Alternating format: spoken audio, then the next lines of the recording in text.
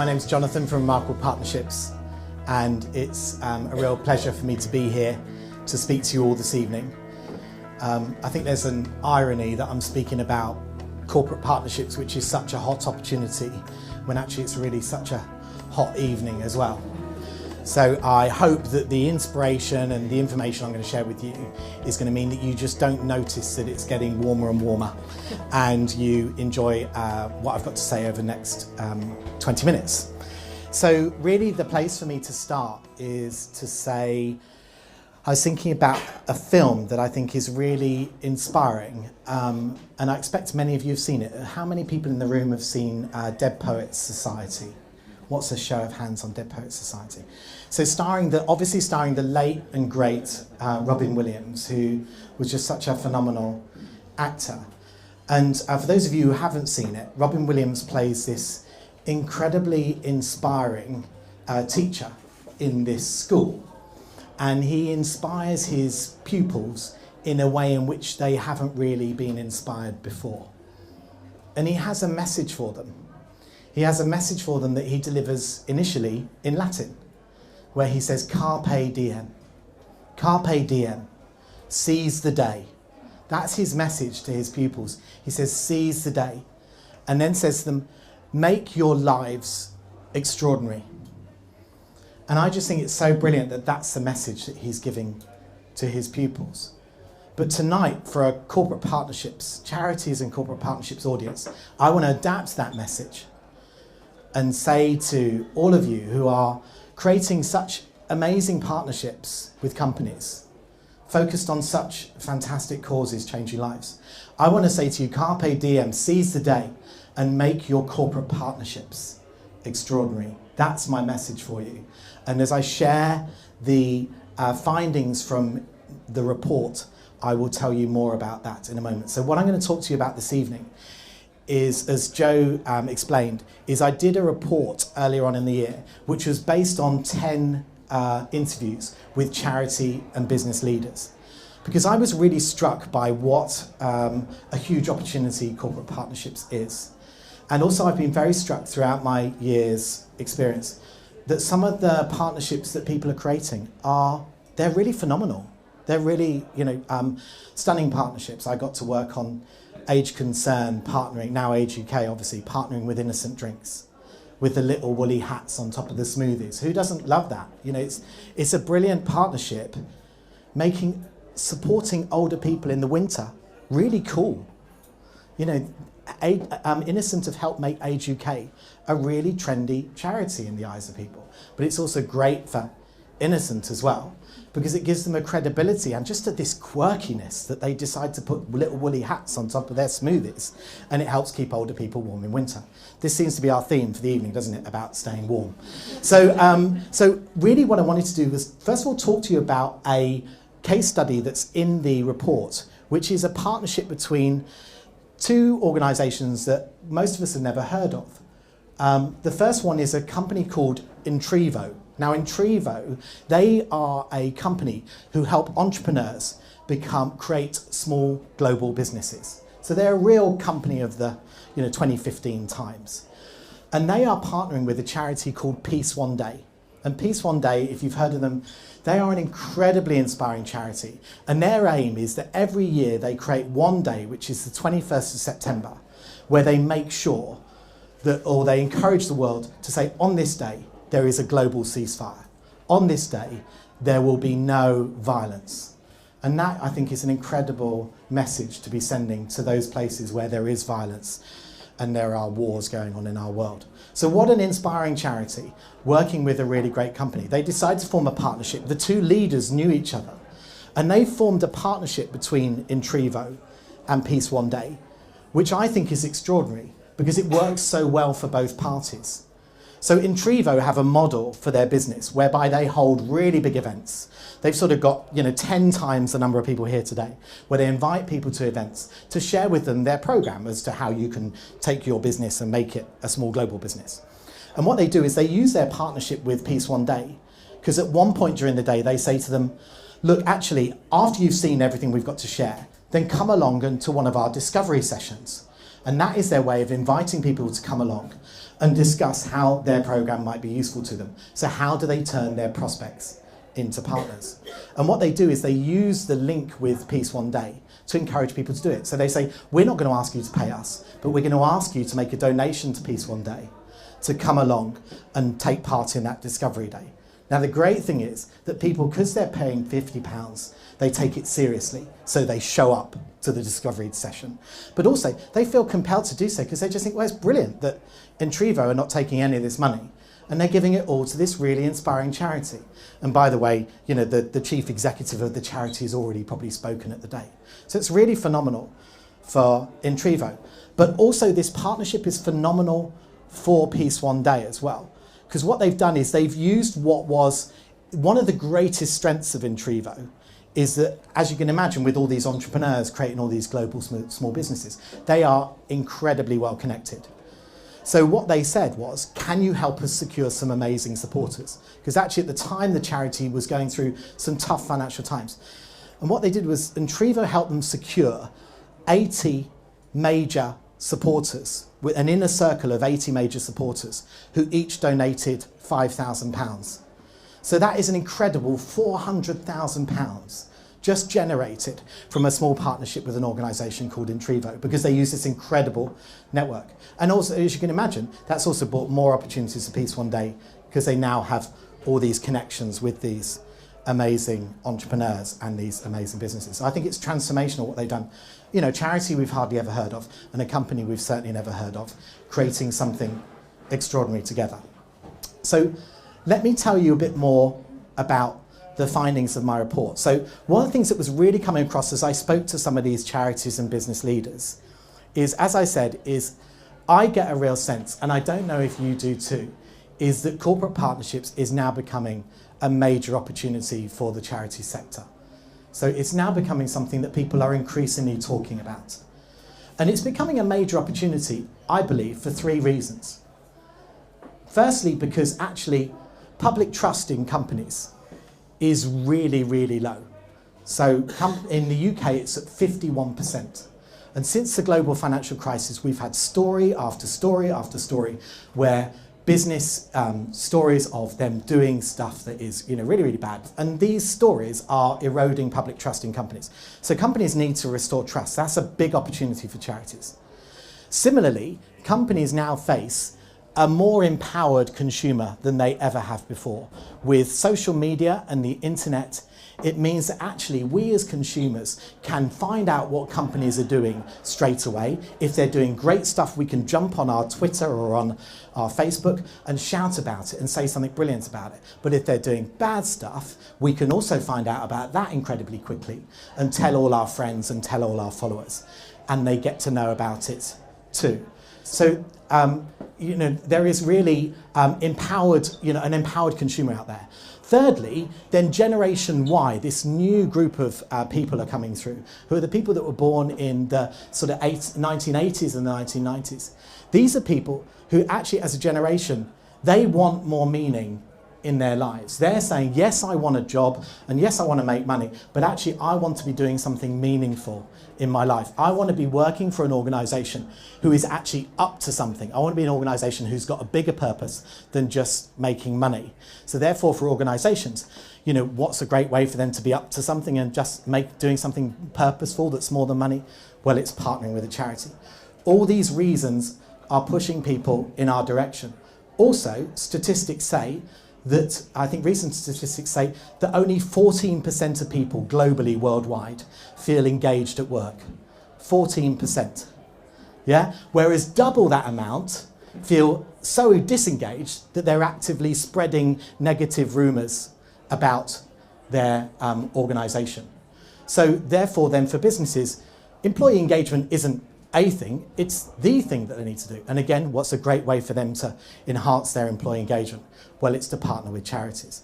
So there's this huge opportunity for us, but actually, I believe really, you know, the rules of the game have changed. It used to be pre-global financial crisis that companies said, actually, you know what, giving to my charity, giving to my community is a great thing for me to do. It's just a good thing for me to do, so I should just do it. And we used to do it. We would do it at Age Concern. We'd say to BT, can we have a partnership? And they would say, yes, that's great. And we formed a 3-year partnership. And it all worked. It felt like it was so much easier. We would invite Intel and Microsoft to come and get involved. It just felt so much easier. But now it's changed, where I think that companies are no longer saying, this is a good thing to do, this is the right thing to do. They're now saying, actually, this is a significant opportunity for us. Post-global financial crisis, they know that they've got to sweat every single business asset in their company, and one of their assets is their community partnerships, their charity partnerships. So they need partnerships with charities that are going to really deliver them a commercial return. So we as people engaging companies need to therefore then engage companies in a different way. So that was the finding I was getting. So out of the report, I then found that there were really sort of 4 obstacles that I'm going to talk to you about tonight, and 4 recommendations as to how to overcome them. That's what I'm going to share with you. So the first obstacle, and I need to check my notes just to make sure I get them all right, is the first obstacle, and of course we're all very familiar with this, is that charities focus too much on money. Anybody agree with that? Yeah, anybody? Yeah. So charities focus too much on money. When they're approaching companies, I think many of our charities, and many of us probably know this because we see this, is when they think about companies, they just see an enormous checkbook. They just see this really, really huge business account, which could be a fantastic way of us getting a real shortcut to us solving our fundraising target for the year. And that's how they tend to see companies. Many of our charities see them in that way. And companies tell me, and they probably tell you, that actually they don't like being seen that way. They like to be seen as proper entities doing something really serious. And so therefore they want to be taken more seriously. So if we just walk in there and say, actually, we've got this really great, project, we'd like you to just give us some money, then that really turns them off. So charities need to stop focusing too much on money and focus on something else, which I'll talk about later. So also, another thing came across from these business people is they said that companies believe that charities are not very commercial. Companies' perceptions of charities is they're not very businesslike. They say, well, you want to partner with us, but you're not even very good at partnering with each other. So how come you're going to be good at partnering with us? And also, by the way, they don't necessarily perceive that charities are particularly entrepreneurial.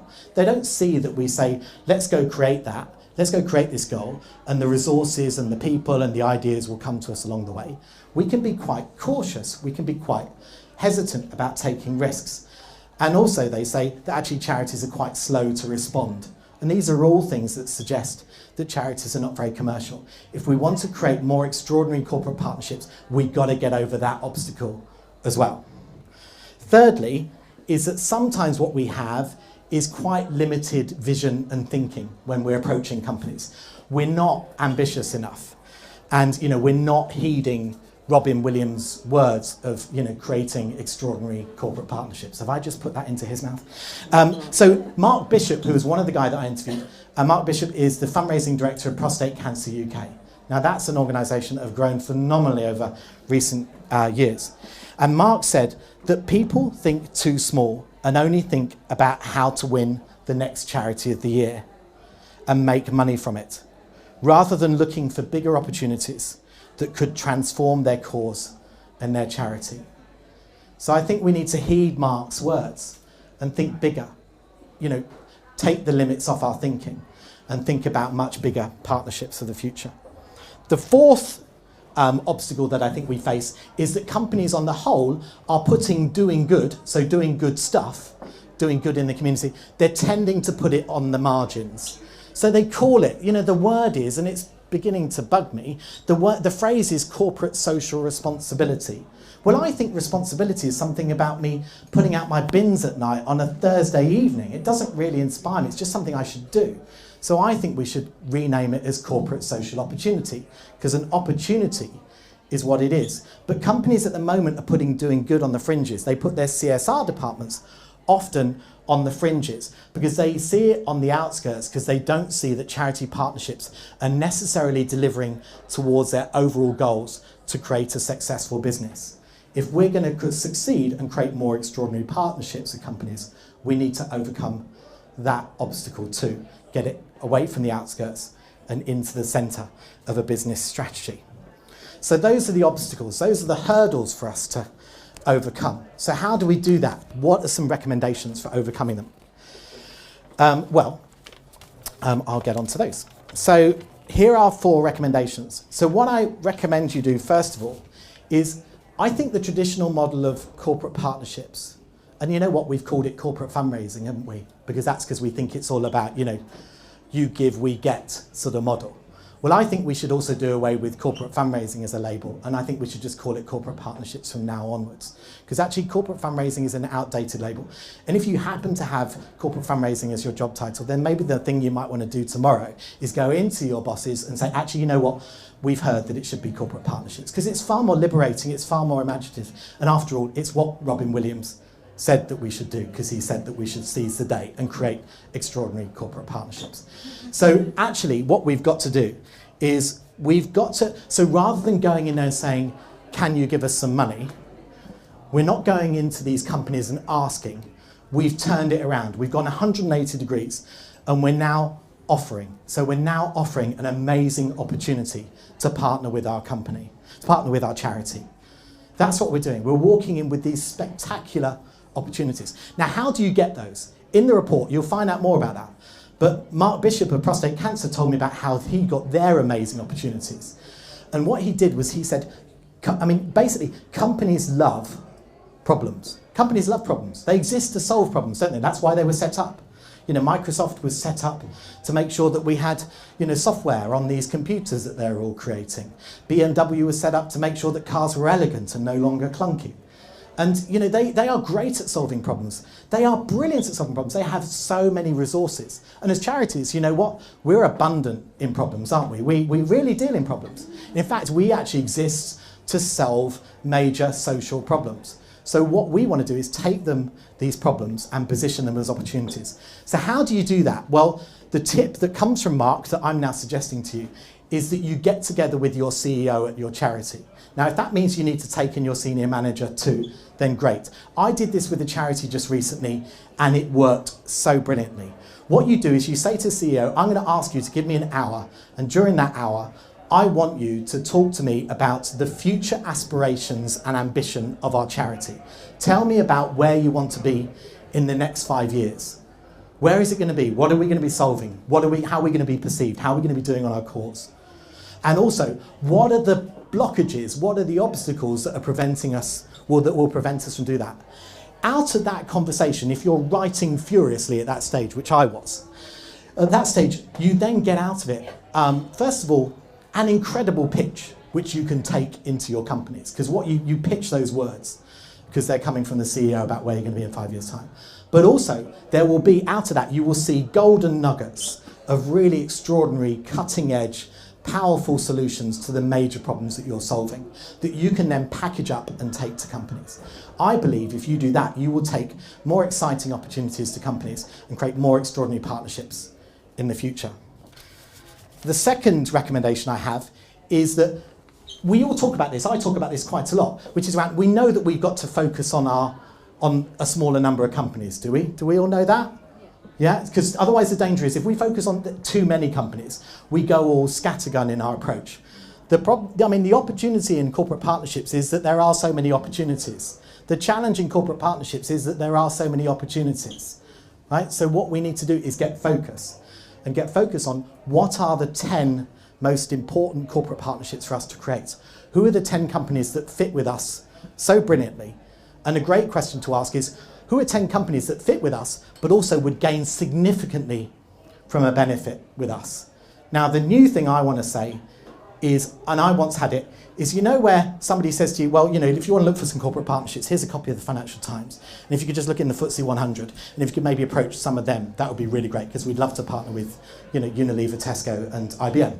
Thank you very much, and get back to me by Friday. So, we all get that, right? But actually, that isn't going to work. Because what I figured, if we talk about this in dating terms, if I was to go dating, and I don't think my wife would be very pleased about that, so I won't go dating, but if I was single and I wanted to go dating, I wouldn't ask Kate Moss out on a date, because Kate Moss is way out of my league.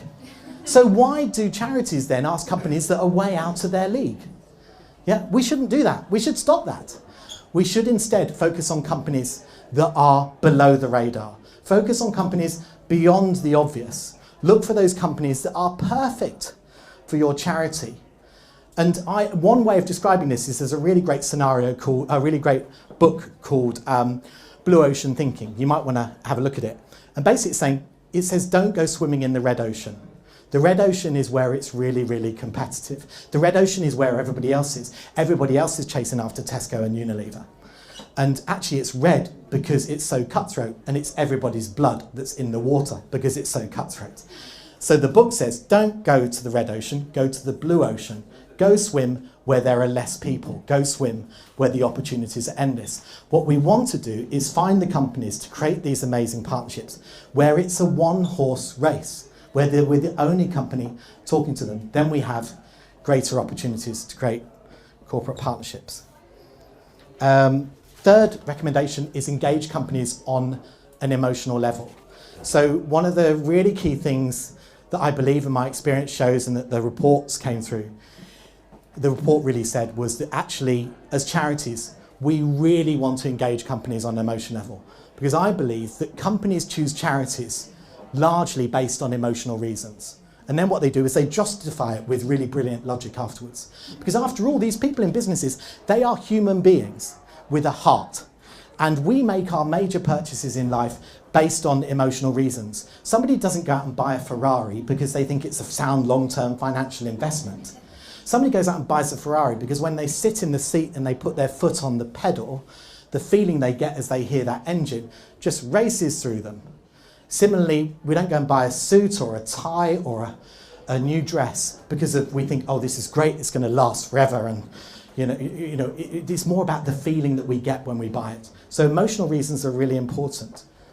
And so a really good example of what I did with engaging a charity on an emotional basis was when I was at Age Concern, we were pitching to a very big company, and we were the last charity on to pitch. So we knew actually we were probably going to be facing an incredibly tired and fatigued panel. So what we did was at Age Concern, and we walked in with this glass tray full of glasses. So we had a tray full of glasses and 2 bottles of wine. One was a vintage bottle, and one was a really cheap bottle of Plunk from a supermarket retailer. And we got them all to do a taste challenge for us. We said, taste which one do you prefer? And they all, were rather intrigued as we walked in with this, this tray full of wine. And they all tasted it, and thankfully they all said the vintage bottle of wine is the one that we prefer. And we went, phew. Because isn't that interesting? With things like wine and cheese and cars, the older they get, the more that we value them. But when it comes to human beings, that's not how we are. That's not how we see human beings.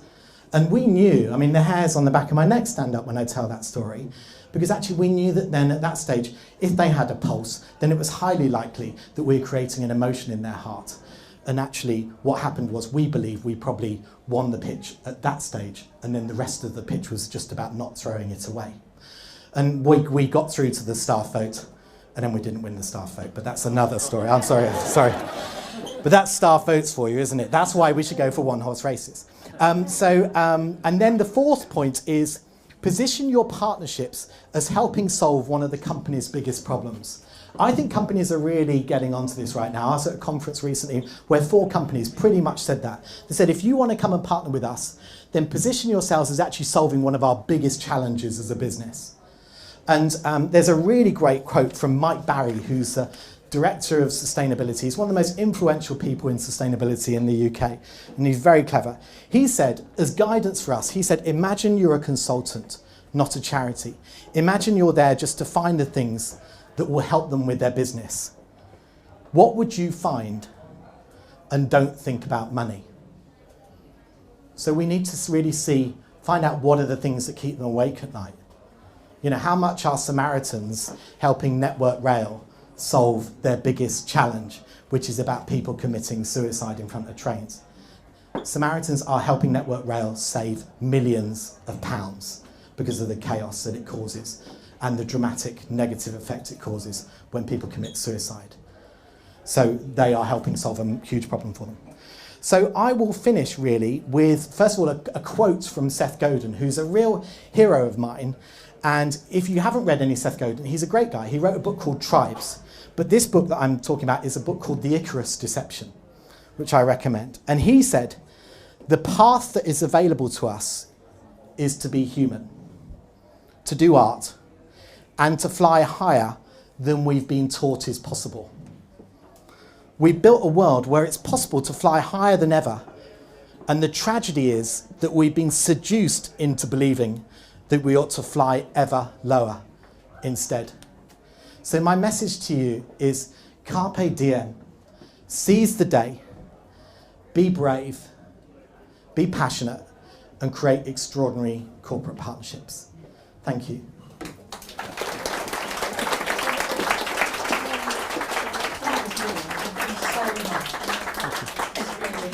I didn't talk about the report. I'll mention it in a moment. I can mention it in a moment. Shall I mention it now? Okay, cool. All of Jonathan's research is available to download on his website, and that includes this report, and I've read it, and it's really, really brilliant. It's got all of the stuff that he's talked about tonight and more besides. It's got case studies, it's got insights, and I can't recommend highly enough going to his website and downloading this. And I also know that Jonathan will be sticking around for a bit this evening, so he'll be available for networking as well.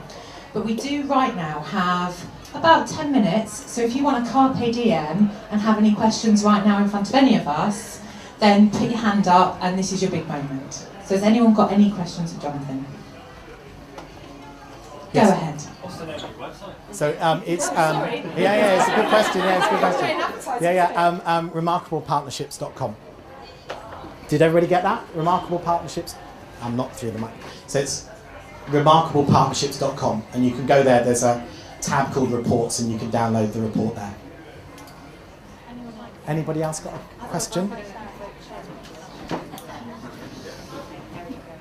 Hi, I'm Sarah. I'm from Bernardo's, the business development team. I hope I'm not outing Bernardo's here, but how do you balance these things that you're saying, the way I think we all want to work, with the pressures of the quarterly target and performing as you should financially, versus putting in a lot of effort to the things that you know might pay off but are much more long term? Yes, very good question. Well, I think I would say that what we want to do is feed our CEOs and our fundraising directors some of this information. I mean, I think, for instance, what Unilever are doing right now under their chief executive Paul Polman, they've created their sustainability plan. And one of the things Paul Polman did straight away was he stopped quarterly reporting of their results to the city, because he said, we don't want shareholders to whom quarterly reports are important. We don't want shareholders who want to carry on with us just for a short amount of time. We want shareholders who are with us for a longer period of time. And also what they found is they've now got so many brands with a social purpose, and they're actually reporting that the brands with a social purpose are outstripping growth in the brands that don't. So I really recommend sharing back the vision, which is about saying, look what, say, prostate cancer have done, and built some incredible corporate partnerships with people like Royal Mail, the Football Association, by thinking long term. I think really, encourage them to say that, this is a long-term challenge that we have, but keep passing them on the information that says think long-term. I mean, people like Ken Burnett and Alan Clayton, Professor Adrian Sargent, they are all saying that the charity sector is stuck on short-term thinking. So at some stage, we've got to get long-term. And corporate partnerships, I mean, look at Macmillan and Boots. They've been partnering together for, I think, over 10 years.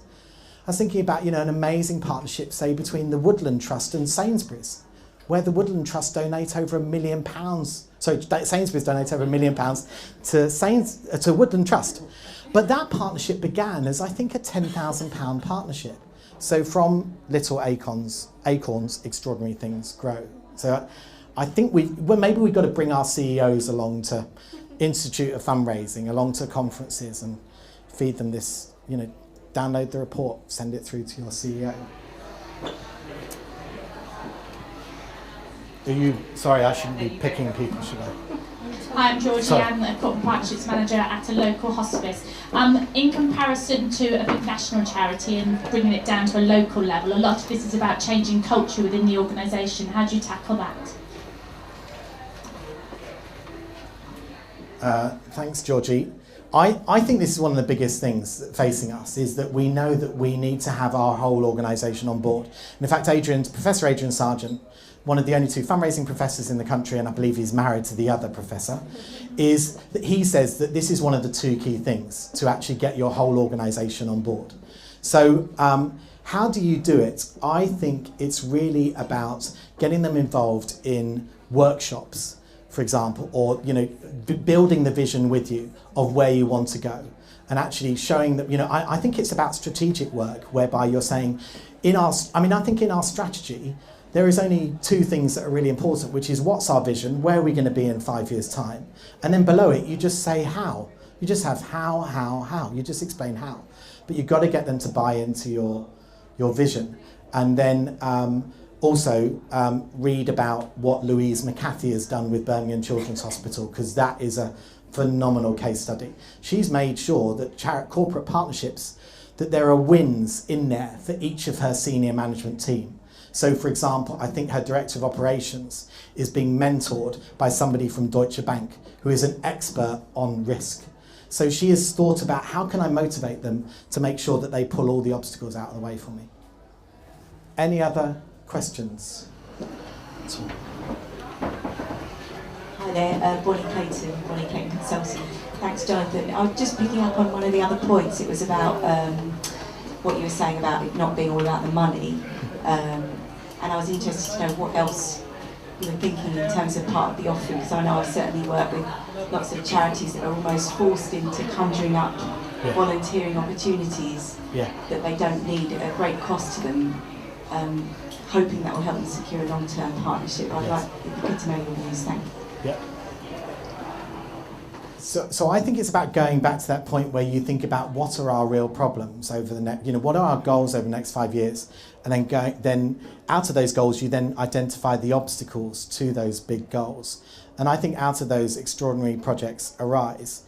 And I certainly think that many charities should be offering employee engagement opportunities. And in fact, I worked with one recently where they said, we're just feeling really defensive about our employee volunteering offer.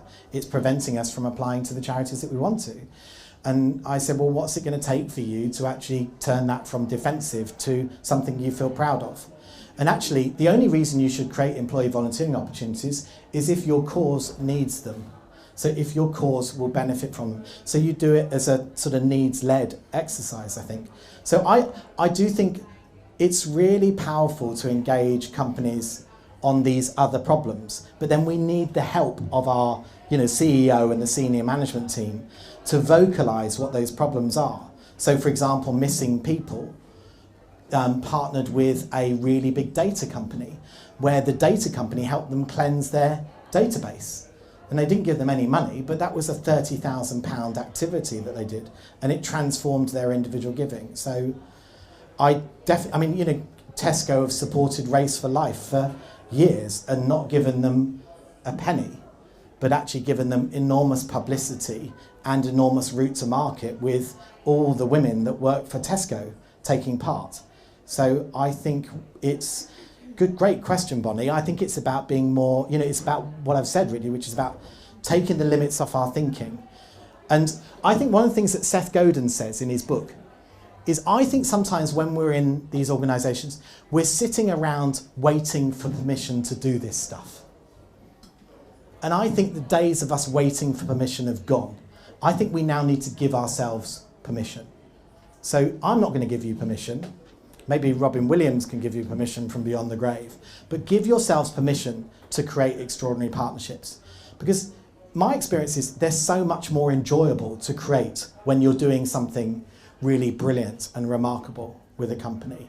Don't do average. Average is really boring. It's staying inside the lines in a place that's safe. Do something extraordinary. There was one question here from this lady, and then we'll take yours, and then that'll have to be the end, I'm afraid. Sorry, brothers. With so many excellent causes out there, I'm just asking a question about basically your competitors.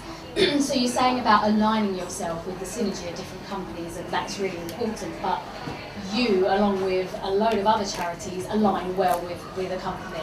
How do you really stand out above competitors? Well, that's a really good point. I think companies are asking that too. Many companies that are pretender or challenger brands to that number one place are saying, how do we stand out? So I think we need to follow their lead. And I think so we might say, for example, that actually, there is a supermarket retailer that we want to go for. And actually, we know that we want to be going for Tesco, but our competitor is going for Tesco. So we want to find our own supermarket retailer that is well below the radar and make it so that it isn't a head-to-head battle with our competitor. Because otherwise, we're just going to spend loads of resources and loads of time fighting out in that red ocean. Whereas I think the blue ocean is where there are more companies in the UK than there are charities, right? So many companies. So we need to do our research to look for the challenger brands. If you're a challenger in your sector, you should be partnering with challenger brands. Let's leave Tesco and, M&S for the Oxfams and the CRUKs of this world. That's fine. There's plenty of other companies that want to be where they are in 10 years' time. Let's partner with them and ride their wave. Does that answer your question? There's a woman just behind you. Hi, my name is Lynn. I'm from an environmental charity. We are just at the moment developing our corporate partnership program, and we are, as you say, trying to engage with corporates that are very much aligned with what we do. And sharing the same kind of vision. But I was just wondering if you have any advice for basically how to engage or how to start that conversation with corporates and companies that may not blatantly have a CSR program. Yeah. Like, how do you make that? Yeah, great question. So it's a great question, really about how do you engage with companies? Because obviously you've then targeted these companies and said, these are the ones we want to get to. My recommendation is, my experience is that really you ideally want to go into them through a warm route. So you want somebody to introduce you or refer you and use your network as far as wide as possible. So circulate your top 10 list to all of your colleagues and all of your trustees and get them to tell you where they know somebody that works with them, or get them to tell you where they know somebody that's likely to know somebody that works there. Really expand your network, and LinkedIn can be great for this. If you're not on LinkedIn, get on LinkedIn, but then make sure you're then connected with all of your trustees and your brilliant connectors. So that's one way. The other way is also that if you cannot find that, and there are very few companies that fall into that category. The other thing is then to identify a really great idea that is great at solving one of their big business challenges, and then give them a call. And I think the thing here is, you're not asking them to say, can we create a really extraordinary corporate partnerships together? You're calling them saying, hey, I've got a really great idea I want to talk to you about. Can we meet for a coffee? I mean, who doesn't want to meet for a coffee, especially if you're willing to, pay for the, vanilla soya latte cafe cappuccino. It's anybody's up for meeting for a coffee. So I think, and then you just say, yeah, because I've just got an opportunity that I think is great for your business. So, yeah, that's a couple of suggestions. Okay. Well, I would like us all to give Jonathan another round of applause. Thank you very much.